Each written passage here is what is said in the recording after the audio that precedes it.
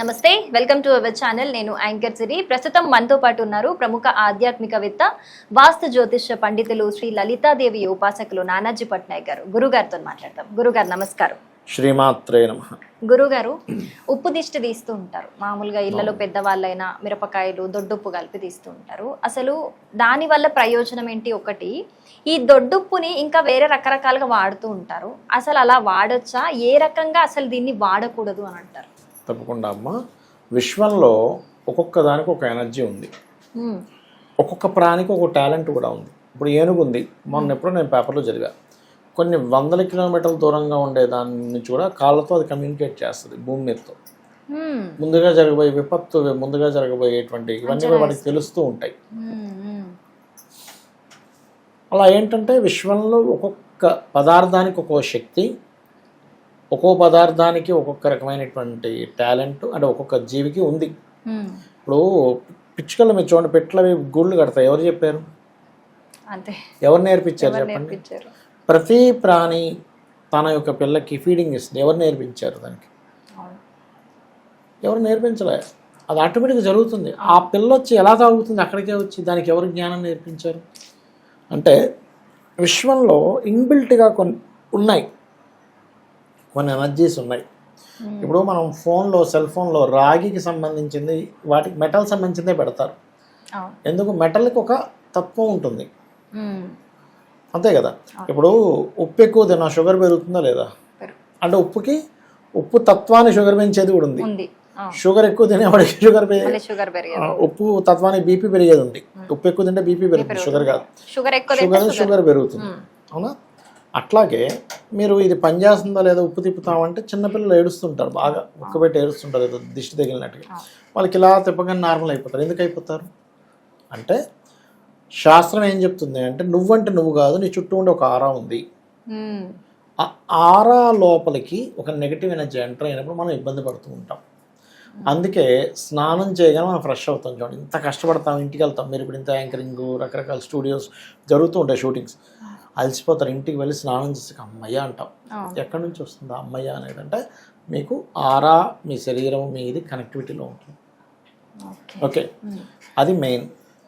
అయితే ఇక్కడ ఉప్పుని రకరకాలుగా వాడతారు. దిష్టి తీయడానికి వాడతారు.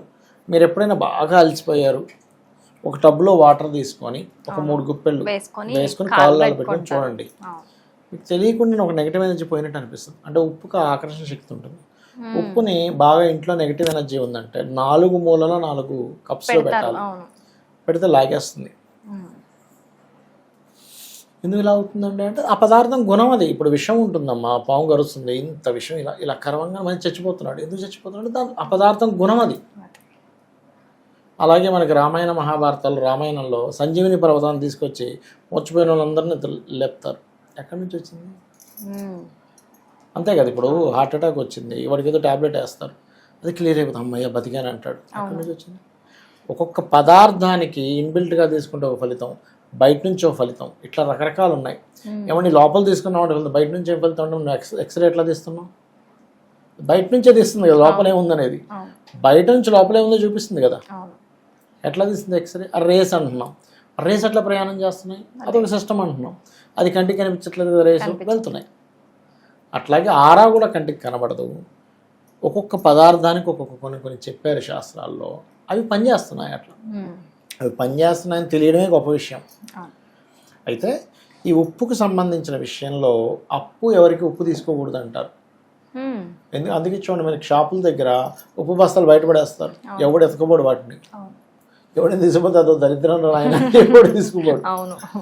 అందుకే ఉప్పు ఎవరి దగ్గర అప్పు తీసుకోరు. ఉప్పు చేతికి ఎవరు తెలుసా మీకు?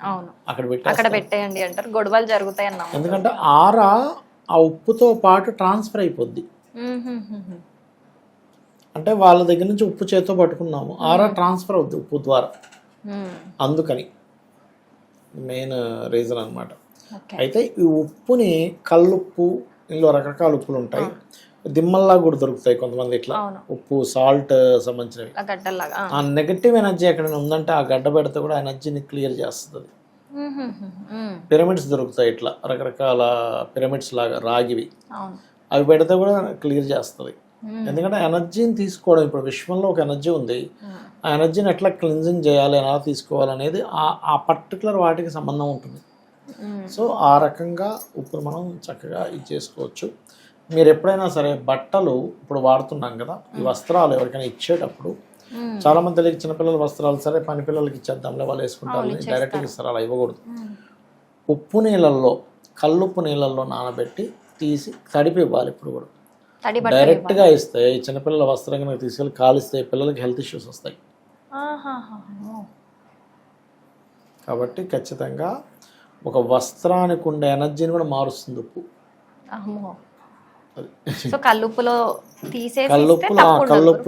కల్లుప్పు వాటర్ వేసి కల్లుప్పులో మంచిగా దాన్ని జాడించి తర్వాత నార్మల్గా వాష్ చేసేసి తడిపి ఇవ్వాలి ఎప్పుడైనా మనం ఇచ్చేటప్పుడు. ఇప్పుడు పిల్లలు పెద్దవాళ్ళు అయిపోయారు, పనికిరావు, వాళ్ళకు పాప బాబా ఉన్నారు పని మనిషికి, వాళ్ళు కొనుక్కోలేరు, నువ్వు చెయ్యి తప్పులేదు, కానీ ఎప్పుడు కూడా తడిపి ఇవ్వాలి, అలా ఇవ్వకూడదు. అలా ఇస్తే వాళ్ళు తెలియక ఎక్కడో పడేశారు, ఇది వస్తలేదు, నాడు ఎవరు కాల్చాడు, అది వీళ్ళ పిల్లల మీద ఎఫెక్ట్ చూపిస్తుంది. అది చాలా చాలా ఇంపార్టెంట్. అది చాలా విషయాలు తెలిసాయి గురుగారు నాకైతే ఇప్పుడు. ధన్యవాదాలు గురు. శ్రీమాత్రే నమః.